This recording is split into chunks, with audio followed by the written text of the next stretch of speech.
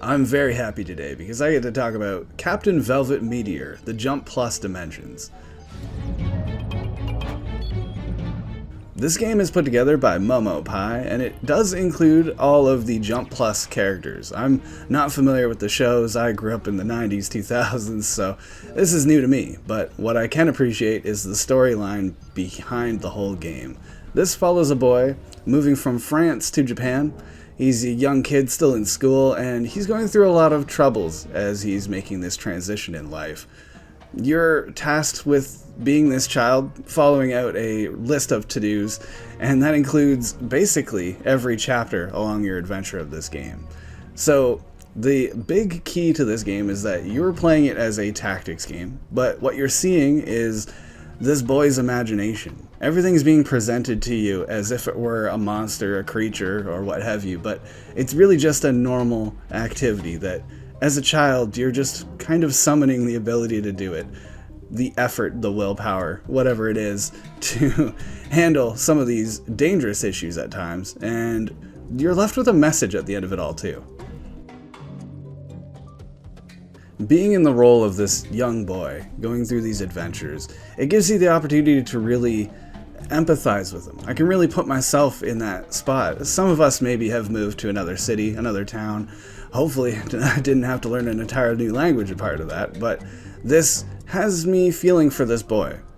There's a lot of these tasks that I can really see the kind of apprehension, the kind of anxiety that's caused in this boy, and it's represented through other means. For example, you're going out to check the mail, and you meet an old lady all along the way. And she's an older Japanese lady, doesn't speak English to you, and this causes a bit of anxiety. This boy imagines her as a dragon.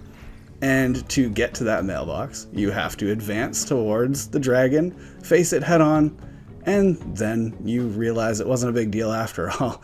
And you're left with a little bit of a lesson at the end of each of these missions, these chapters, and that's what really kind of struck me. At times it gets emotional, and I wasn't prepared for that. What really aids with this emotionality is the look and the sounds to this game. It looks very colorful, very bouncy, kind of whimsical. Looks like it would belong very well on a Nintendo Switch, and I'm actually playing this on the Xbox, but regardless, it has really nice music behind it as well.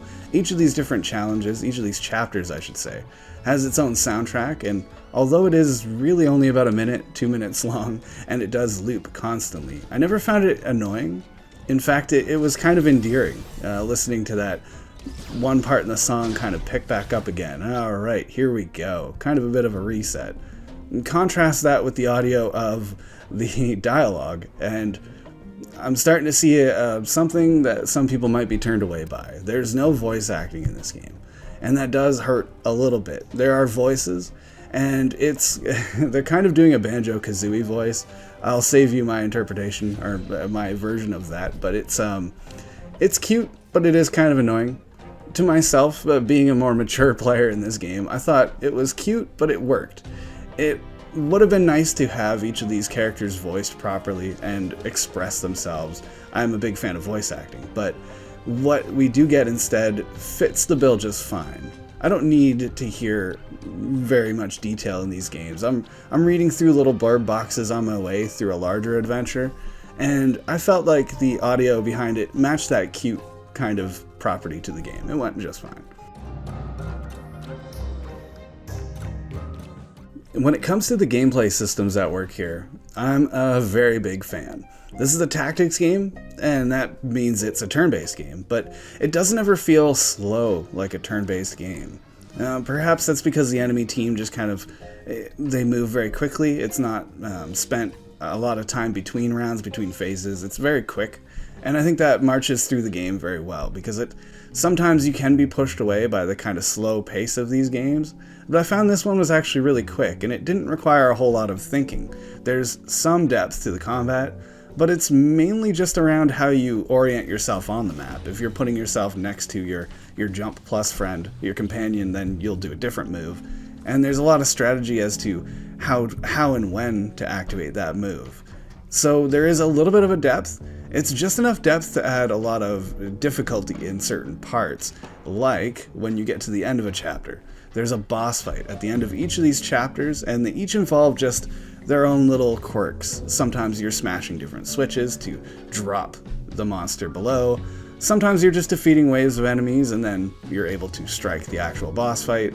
But whatever the issue was, it was always fun, it was refreshing each time, because it was something new each time. Lastly, I want to comment on the length of this game. The chapters are quite long, I believe about 10 little mini levels to each chapter, and I think there's 8 to 10 different chapters as well.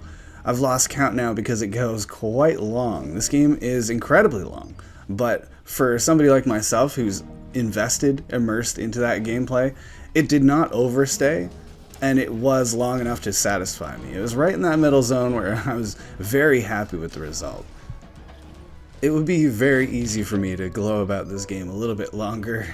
We came, we saw, we laughed, we cried, and now I'm at the end of the adventure. I'm extremely happy with Captain Velvet. I was not expecting this to be so impactful, and it really was.